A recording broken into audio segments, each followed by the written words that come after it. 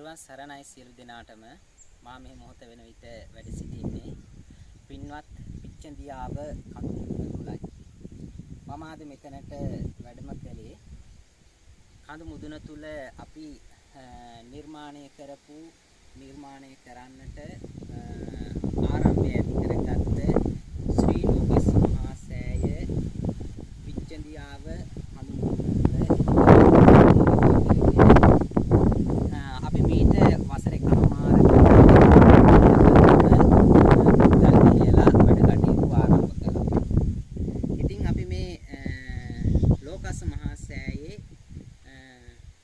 Foundation මට්ටම නැත්තම් ආසනේ මට්ටම අපි නිර්මාණය කරලා ඉවර කළා. අපිට තිබුණ බාධක ගොඩාක් මැද්දේ අපි ලෝකස් මහා සෑය නිර්මාණ කටයුතු කරගෙන ඇවිල්ලා අපිට ඇතිවෙච්ච බාධක හමුවේ අපි නිර්මාණ කටයුතු කාලයක් ඒ තීරණය කරලා අපි නිර්මාණ කටයුතු නතර කළා. දැන් නතර කරලා අවුරුද්දක් එකමාරක් විතර කාලයක් වෙනවා. ඉතින් අපි තීරණය කළා නැවත මේ නිර්මාණ කටයුත්ත ආරම්භ කරන්නට ඕනේ කියලා. ඒකට ප්‍රධාන වශයෙන්ම මුල් වුණ කාරණාවක් තියෙනවා. ඒ තමයි අපි මේ ලෝකස් මහා සෑය ඉදිකිරීමට ප්‍රථම අපි කතා බහ කරනකොට මේ කරන නිර්මාණයට දාන්නේ කොයි වගේ නමක්ද කියලා සාකච්ඡා කරනකොට අපි ඒකමතිව තීරණය කරගත්තේ මේකට අපේ නායක ස්වාමින් වහන්සේගේ උපදෙස් මත උන්වහන්සේ තමයි මේකට නමක් නිර්මාණය කළේ. තමයි ශ්‍රී ලෝකස් මහා සෑය නමින් අපි නම් කරමු කියලා. ඒකේ තේරුම තමයි තුන් ලෝකයටම ආලෝකයක් වන්නට ඉදිකිරීමක් තමයි මේ ශ්‍රී ලෝකස් මහා සෑය කියන එක.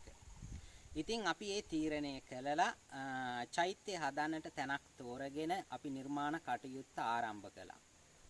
ඒ ආරම්භ කරපු මොහොතේ ඉඳලා අපිට නොයෙක් බාධක ඇති වුණත් අපි ඒ බාධක පරාජයට පත් කරමින් ආසනයේ මට්ටම දක්වාම මේ නිර්මාණ කටයුත්ත කරගෙන ආවා.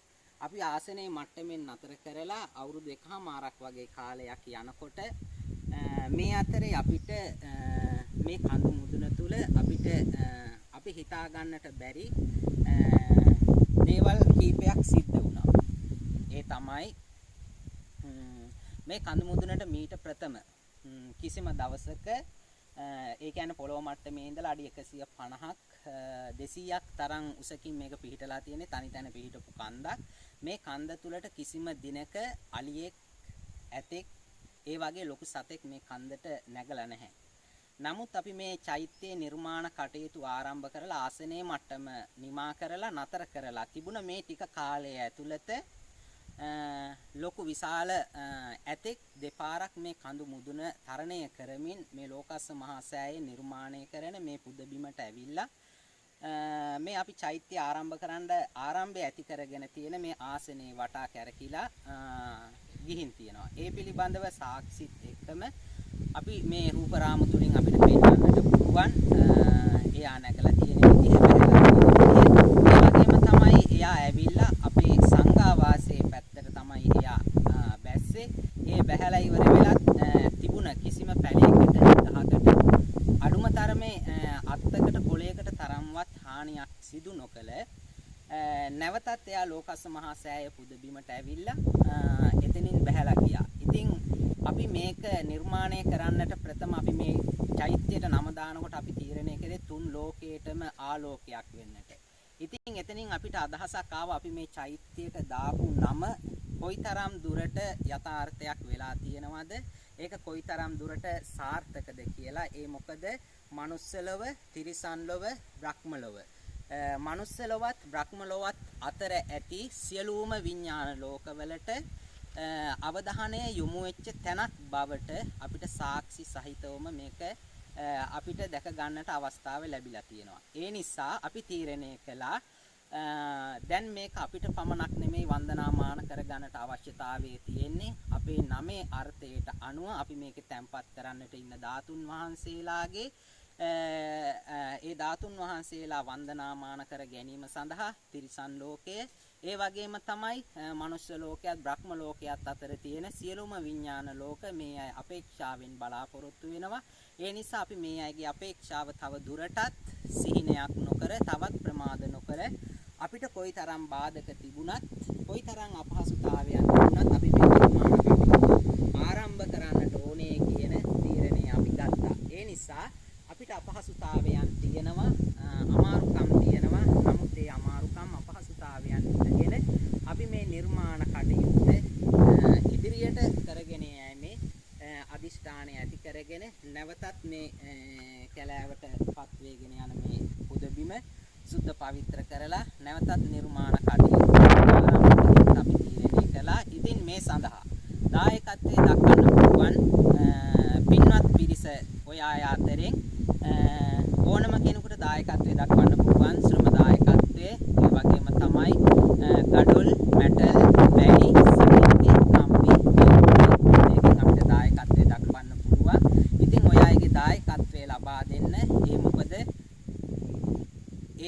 මේ නිර්මාණය කරගන්න ඇත්තම තිරිසන් ලෝකයේ ගත්තත් බ්‍රහ්ම ලෝකයේ ගත්තත් ඒ අයට නිර්මාණයක් කරගන්නට බෑ. අපි නිර්මාණයක් කළොත් පුදබිමක් නිර්මාණය කළොත් තමයි ඒ අය වන්දනාමාන කරගන්නේ. ඉතින් ඒ අය අපේක්ෂාවෙන් බලාගෙන සිටිනවා මේක වන්දනාමාන කරගන්න. ඉතින් ඒ අයට අවස්ථාවක් සලසා දෙමින් අපි මේ නිර්මාණ කටයුතු ඉදිරියට කරගෙන යන්. ඉතින් ඔය අයත් තව කෙනෙකුට වන්දනාමාන කරගන්නට මේ පුණ්‍ය කටයුත්ත මේ පුණ්‍ය ක්‍රියාව සිද්ධ කරලා මේ චෛත්‍ය නිර්මාණය කරලා තවත් අයට වන්දනාමාන කරගන්න අවස්ථාවක් සලසලා දීලා ඔය අයත් ඒ පුණ්‍ය කර්මයට අත ගහලා ඒ පුණ්‍ය කර්මය අනුමෝදන් කරගන්නට කියලා ආරාධනා කරමින් සියලුම දෙනාට අපි සමුගන්නවා. ඔය අයට ඉදිරි රූප රාම තුලින් බලා ගන්නට පුළුවන්.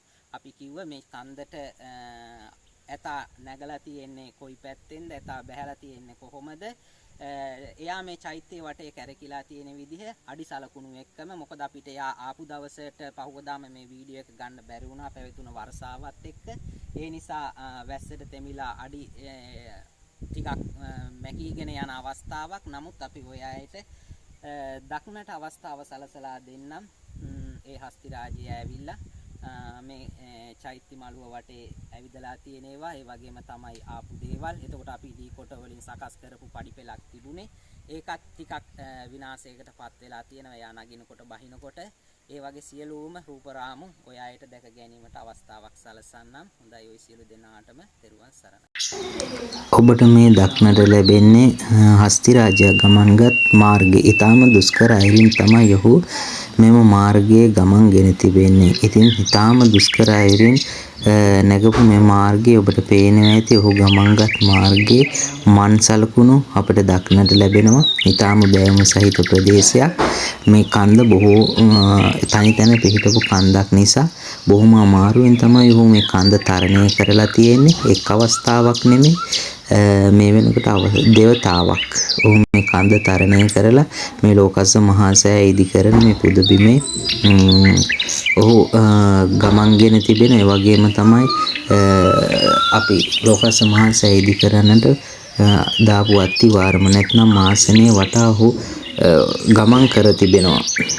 ඒ අඩි සලකුණු සඳහන් වෙලා තියෙනවා. ඉතින් ඔබත් මේ නිස්කලංක පරිසරයක පිහිටලා තිබෙන ඉදිකරන මේ පින්බිම ශ්‍රී ලෝකස්ස මහා සෑය ඉදිකර සියලු දෙනාගේම වන්දනාමානයට පාත්‍ර කරන්නට ඔබත් ඔබගේ සහයෝගය ලබා දෙන්න.